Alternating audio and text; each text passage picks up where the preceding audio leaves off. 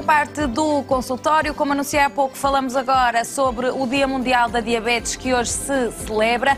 Vamos ter também a oportunidade, na terceira parte, de responder a questões e dúvidas no âmbito de medicina interna. Para isso, pode e deve continuar a ligar 225-083-204 para ficar inscrito na nossa lista de chamadas. Se não puder contactar-nos via telefone, envie o seu e-mail para consultorio@portocanal.pt. Cumprimento agora o nosso segundo convidado desta tarde, o Dr. Luís Andrade, internista e membro do Núcleo de Estudos de Diabetes mellitus da Sociedade Portuguesa de Medicina Interna. Olá, muito boa tarde, Dr. Luís. Também já não é um novato aqui no consultório. Obrigada por nos visitar de novo. Vamos, neste dia, claro que as pessoas têm uma noção, na sua generalidade, as pessoas têm uma noção e estão familiarizadas com o que é a diabetes. Isto porque também, por um aspecto negativo, temos aqui dados estatísticos que cada vez mostram que talvez também tenha a ver com o aumento da esperança média de vida, mas de facto a probabilidade de se ter diabetes é cada vez maior e depois também vamos tentar perceber quais os fatores que estão também aqui a criar um efeito bola de neve. Caracterizar o que é diabetes e o que é que hoje em dia significa ter esta doença. A diabetes é uma alteração do metabolismo da glucose, ou seja, uma alteração do metabolismo que normalmente as pessoas dizem de açúcar. Há um aumento da glucose, do açúcar no sangue.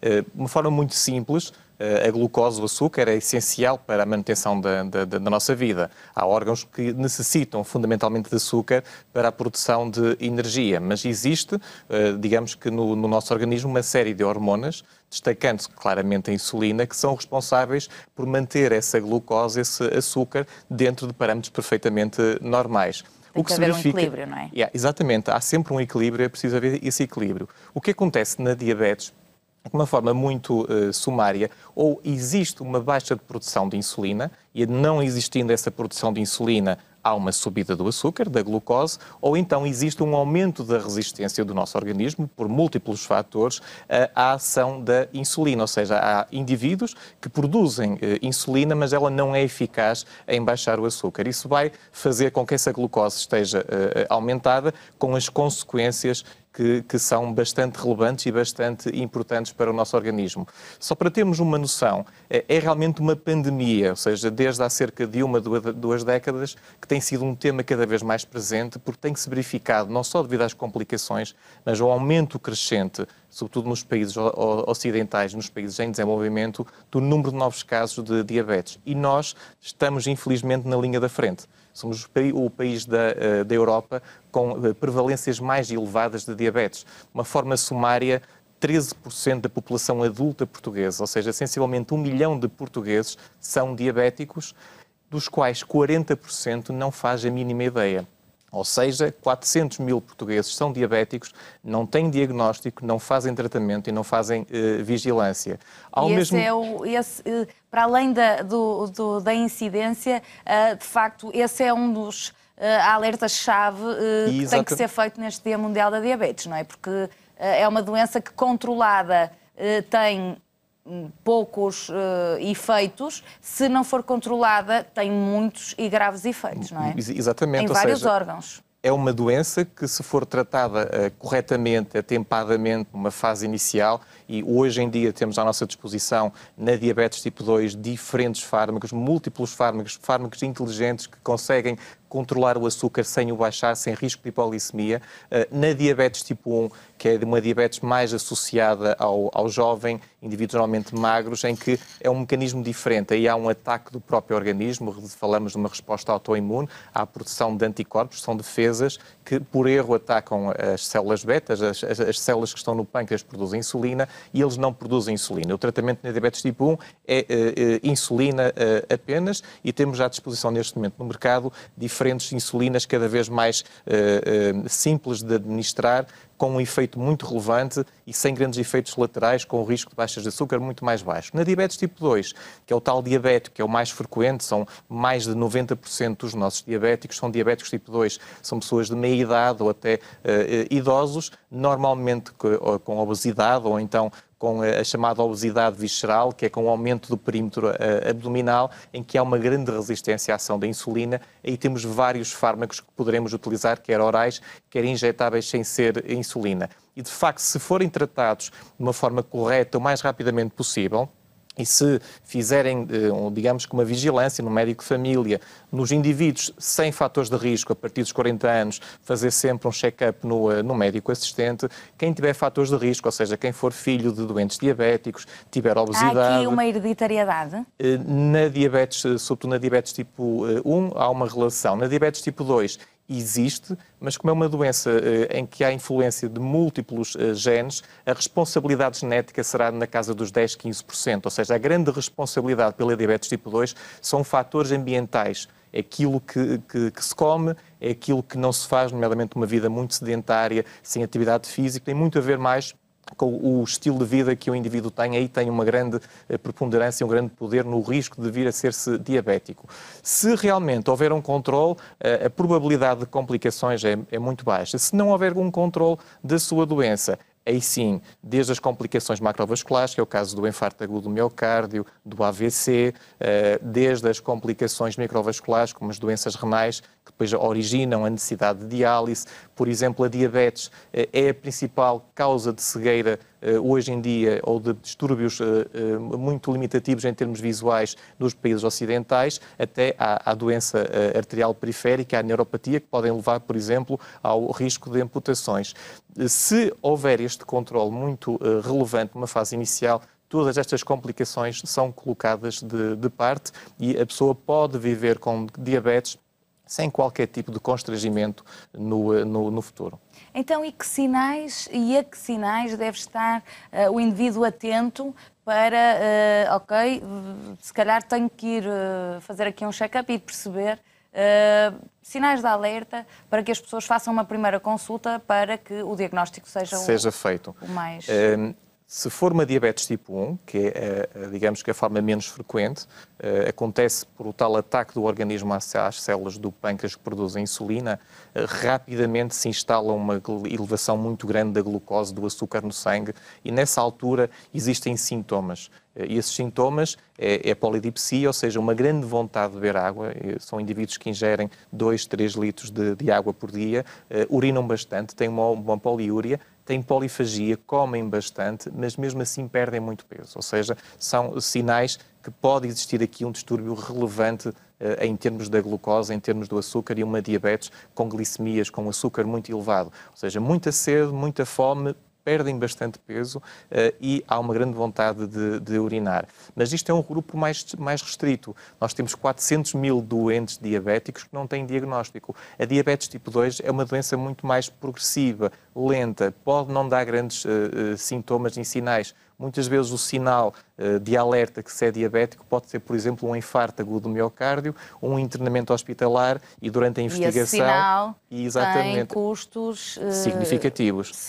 Por isso é que é fundamental, desde a idade adulta, a partir dos 40 anos, fazer sempre análises de rotina e, sobretudo, naqueles indivíduos que têm outros fatores de risco, ou porque têm familiares que são diabéticos, ou porque são obesos, porque têm o chamado pneu, portanto, a tal obesidade visceral, um perímetro abdominal aumentado. Tem outros fatores, nomeadamente a hipertensão, fumam, ou, por exemplo, nas senhoras que tenham tido, durante a gravidez, uma diabetes estacional, têm um risco aumentado de virem ser diabéticos. Nesse caso, eventualmente, começarem mais cedo a procurar um médico de família, no sentido de fazerem análises de rotina para verificarmos se a glicose está ou não aumentada ou está em risco de poder subir a curto e médio prazo. Porque umas simples análises podem já antever algum problema e depois, com alguns outros meios de diagnóstico, consegue-se a 100% fazer um diagnóstico rapidamente hoje em dia, não é? Sim. O diagnóstico caracteriza-se por uma glicose em jejum, portanto o açúcar em jejum, feito numa análise de rotina, maior ou igual a 126. Se tiver este valor, é um diagnóstico de diabetes. ou, eventualmente, se o doente tiver sintomas... Tiver esse valor, mas não só num dia, não é? Normalmente é quase categórico. Se, eventualmente, numa situação em que tenha sintomas, tenha tal situação de sede, ou um aumento da fome, o emagrecimento, e se tiver um valor acima de 200, também digamos que um sinal de que tem diabetes. Se apresentar a glucose em jejum entre os 100 e os 125, não é um sinal, ou seja, não é um marcador de diabetes, mas é um marcador de pré-diabetes. Ou seja, se existir uma glucose em jejum entre os 100 e os 125, dizemos que aquele indivíduo tem pré-diabetes, tem alterações que poderão rapidamente originar. Era isso que eu ia perguntar-lhe. Muitas vezes as pessoas confundem aqui a diabetes tipo 1, a diabetes tipo 2, o ser pré-diabético. Portanto, são três coisas completamente distintas, não é? Sim. O pré-diabético, quando é que se pode diagnosticar esta condição, e os pré-diabéticos, que tipo de cuidados após diagnóstico têm que ter na sua vida para que não haja evolução desta condição? Pré-diabéticos em Portugal, a estimativa que existe é que serão cerca de 2 milhões de portugueses. Ou seja, em risco de virem ser diabéticos, temos uma grande percentagem, somando os diabéticos e os pré-diabéticos, quase 40% da população portuguesa adulta tem alterações da glucose. Os critérios da pré-diabetes é uma glucose em jejum entre os 100 e os 125, ou seja, acima ou igual a 126 já se é diabético, ou numa prova de tolerância oral à glicose, que é a ingestão de 75 gramas de hidratos de carbono, apresentar um valor entre os 140 e os 199. Quando se tem critérios de pré-diabetes, por norma, estes indivíduos, além desta subida que já existe na glucose, também têm outros fatores de risco. Muitas vezes associados já vem uma hipertensão, vem uma obesidade visceral, que é a acumulação de gordura, sobretudo ao nível do abdômen. Mas aí é mesmo uma consequência da doença, não é um fator. A acumulação de gordura visceral. Essa acumulação de gordura visceral é um fator de risco para ser diabético. Ou seja, a obesidade, certo, e esta obesidade visceral, associada a estilos de vida e erráticos, acabam por originar fenómenos de insulinoresistência, ou seja, o indivíduo consegue produzir insulina, mas a resistência que existe nos órgãos, no fígado, por exemplo, é tão grande que acaba por haver uma subida da glucose. Portanto, a obesidade e a obesidade visceral são fatores de risco para se vir a ser diabéticos. E, portanto, o doente com pré-diabetes não é apenas um indicador. Normalmente tem outros fatores de risco que fazem que, mesmo nesta altura, ele tenha já o fenómeno de aterosclerose, ou seja, placas de gordura dentro das artérias, quer do coração, quer do cérebro, que já o colocam em risco de poder ter complicações no futuro, como, por exemplo, o infarto e o AVC. E, portanto, a pré-diabetes não é uma coisa inocente. Nós devemos olhar para estes indivíduos, poderemos eventualmente utilizar um ou outro fármaco, nomeadamente a metformina, que é um medicamento que usamos na diabetes, mas acima de tudo o que é fundamental é insistir na necessidade de otimizar e de modificar estilos de vida. Uma dieta saudável, o exercício físico, a atividade física, evitar o sedentarismo, quase que 1 ou 2 horas depois de estar sentado, levantar um bocadinho, caminhar um bocado. Isso é fundamental para tentar controlar estes fatores de risco que originam depois a diabetes. Mas nessa condição de pré-diabético não há necessidade de administrar insulina? Não, nessa altura não. Ainda não. Nessa altura poderemos utilizar alguns fármacos, nomeadamente a metformina, que é o fármaco que normalmente iniciamos o tratamento do doente diabético e sabemos que no doente com pré-diabetes tem benefícios. Mas aquilo que é fundamental nesta fase é ter a noção de que não é uma alteração inocente. O doente com pré-diabetes tem que tentar, acima de tudo, modificar muito bem o seu estilo de vida e tem que ter a noção de que já existem algumas consequências no seu organismo. Normalmente os seus vasos, as suas artérias já estão a ser agredidas, que é de tal forma que a médio prazo poderão vir a ter consequências desse descontrole. Agora, contrariamente àquilo que vem sendo um bocadinho mais falado nos últimos anos, tem-se falado muito dos benefícios do exercício físico ao nível de todas as patologias e de prevenção dessas patologias. O que é que ainda falta fazer e porquê é que os números se adensam em vez de melhorarem? Isto tem muito a ver com o tipo de sociedade que nós temos. Nós estamos numa sociedade ocidental e cada vez mais não há tempo. Não há tempo para nós, não há tempo para nos mimarmos e de cuidar de nós próprios. E, portanto, aquilo que vai acontecendo é que cada vez mais temos uma vida muito sedentária sem tempo para atividade física. A atividade física, aquilo que era necessário, era 30 minutos diários de atividade física, ou seja, temos sempre 30 minutos do nosso tempo para diariamente fazermos algo tão simples como uma caminhada. É caminhar num passo acelerado, sem haver dificuldade, ou seja, não é aquele passo de ir ver as montras, mas num passo certinho para que consigamos falar com a pessoa que está ao nosso lado e sem sentir dificuldade. Além disso, deveríamos também fazer 2 horas de exercício físico, num ginásio, numa piscina, ou seja, algo mais programado. Isto era o mínimo exigido, além de tentar sempre evitar grandes períodos de sedentarismo. Associadamente, é importantíssimo termos uma dieta saudável. A dieta saudável é a dieta mediterrânica, a dieta que os nossos pais e nossos avós faziam no passado e que nós, nesta fase, vamos tentando modificar, e era fundamental tentar ir buscar muito daquilo que a nossa cultura tinha, que é essa dieta mediterrânica, que é tão protetora ao nível dos eventos cardiovasculares e tem demonstrado em diferentes estudos essa proteção tão relevante. E são dicas que, se nós eventualmente conseguíssemos passar, sobretudo para os mais novos, poderíamos impedir algo que está a acontecer, que é uma epidemia de excesso de peso, obesidade nos adolescentes e que poderá condicionar no futuro ainda mais novos casos de diabetes a médio prazo.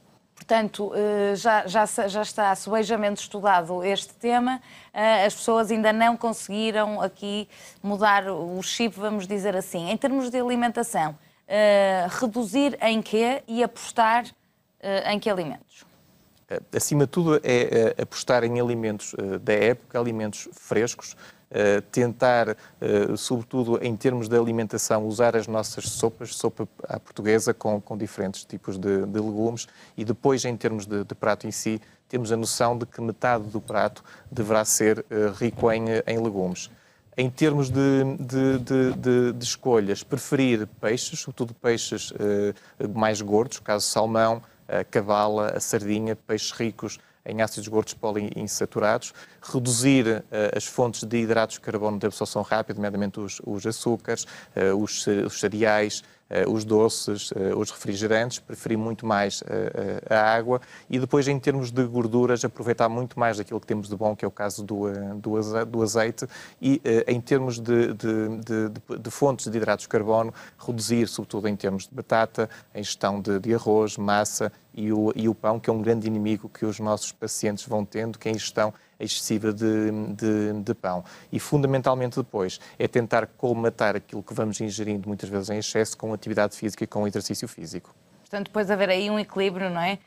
A pessoa poder pecar, vamos dizer assim, um bocadinho mais na alimentação, mas também depois tem que ter a noção que tem que haver ali um ritmo depois mais acelerado, não é? Mais do que tudo é uma questão de equilíbrio, ou seja, mais do que uma dieta restritiva que faça com que a pessoa, eventualmente, ao fim de 1, 2, 3 semanas, um mês, acabe por abandonar. O que é fundamental é uma dieta saudável, olhando para as nossas origens, para aquilo que nós temos de bom no nosso país, e tentar adaptar um bocadinho o nosso estilo de vida e a nossa dieta para uma dieta mais saudável, reduzindo alguns pecados capitais que vamos tendo no nosso dia-a-dia e depois tentando, digamos, de uma certa forma, queimar quilocalorias com atividade física. Para chamar a atenção para esta patologia e para este problema que já se está a tornar uma epidemia, o Núcleo de Estudos da Diabetes desafia as famílias portuguesas num dia sem açúcar, não é? Sim. Isto é um núcleo da Sociedade Portuguesa de Medicina Interna que congrega internistas, especialistas em medicina interna, que estão vocacionados para o estudo e para o tratamento de doentes com diabetes. E neste ano houve este repto de tentar que as famílias passassem um dia sem açúcar, sem adição de açúcar, sem a ingestão de bolos, de doces, de refrigerantes, de cereais. Tentar, acima de tudo, impulsionar um bocadinho esta ideia de olharmos para uma dieta mais saudável e para um estilo de vida mais saudável, nomeadamente neste dia, que é o Dia Mundial da Diabetes, tentando transmitir esta ideia de que realmente existem terapêuticas bastante eficazes, sobretudo se houver esta alerta das pessoas começarem mais cedo a serem tratadas, toda a progressão da doença vai ser interrompida e, mais do que tudo, um estilo de vida saudável é claramente, digamos que, o principal elemento na prevenção, mas também no tratamento do doente com diabetes. Para este dia sem açúcar, também é natural que podemos incitar em casa a fazê-lo, mas se os nossos filhos vão para a escola, não é durante o dia, Como é que as escolas têm reagido aqui em conjunto a este problema, sendo que me parece que as pessoas estão cada vez mais alerta, pelo menos? Sim, tem-se notado nos estabelecimentos, nomeadamente públicos, que não só em escolas, mas também, por exemplo, em hospitais, uma tentativa de restringir alguns tipos de alimentos, nomeadamente os refrigerantes, os bolos, os doces, e, portanto, tem havido aqui alguma política de algum bom senso, e então nas escolas isso tem sido mais evidente. Portanto, tem havido uma estratégia de tentar implementar medidas que visem a redução dos açúcares e que visem a redução de produtos, nomeadamente os refrigerantes e os doces, que são extremamente nocivos. Mas é fundamental que nós tenhamos a noção de que a educação, a formação parte, em primeiro lugar, de casa. E, portanto, os nossos filhos irão no futuro ser aquilo, ou pelo menos um espelho daquilo que nós somos em casa. E, portanto, é fundamental percebermos que há, do ponto de vista da educação, estratégias que visam a implementação de bons hábitos de vida, mas é fundamental que os pais, que os avós tentem incutir nas crianças estilos de vida saudável.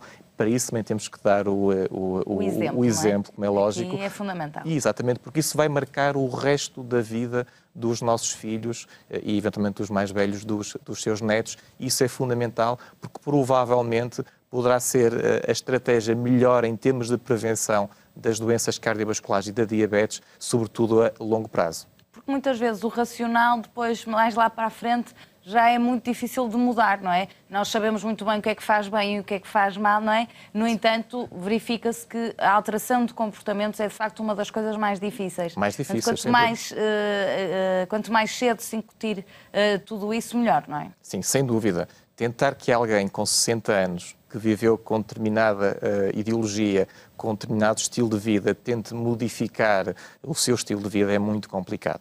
E isso tem que se perceber. Devemos tentar em todas as consultas, insistir na necessidade de modificar e de controlar alguns pequenos erros, mas é complexo. Aquilo que é fundamental e é mais duradouro é, sobretudo nas crianças, incutir esta necessidade de um estilo de vida saudável, e eles aderem normalmente com muita facilidade e, ganhando hábitos de vida, acabam por manter esses hábitos de vida saudáveis por toda a sua vida, o que é fundamental. Ao nível do futuro da medicina, em relação aqui aos estudos que são feitos sobre esta doença, que futuro tem? Que projetos estão a ser estudados? Existe mais medicação a ser estudada? Quais são as próximas novidades no âmbito do tratamento da doença? Da diabetes.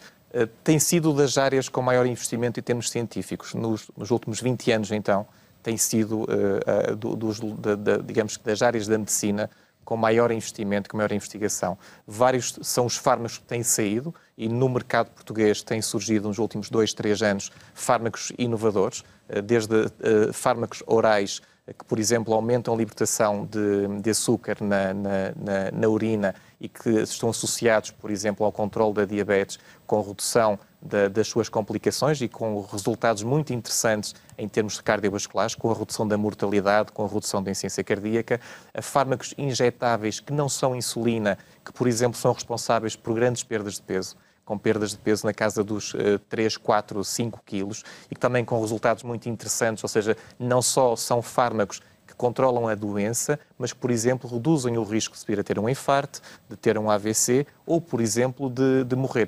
Tem surgido no mercado diferentes estratégias muito interessantes em termos de tratamento. Novas insulinas, estamos perto de, em Portugal, surgirem as primeiros análogos de segunda geração, ou seja, são insulinas de longa duração, com um risco de baixas de açúcar, de hipoglicemias muito menor, e outro tipo de fármacos estão a ser desenvolvidos. Portanto, existem cada vez mais terapêuticas, quer para a diabetes tipo 1, mas sobretudo para a diabetes tipo 2, que não só controlam o açúcar, a glucose, como também não têm risco de baixas de açúcar e também conseguem ir um bocadinho mais longe, é que conseguem reduzir o risco de complicações que o doente com diabetes muitas vezes apresenta. E, portanto, existe neste caso diferentes estratégias a sair, existem diferentes e novas moléculas a serem estudadas e, portanto, no futuro iremos ainda ter mais oferta para os nossos pacientes.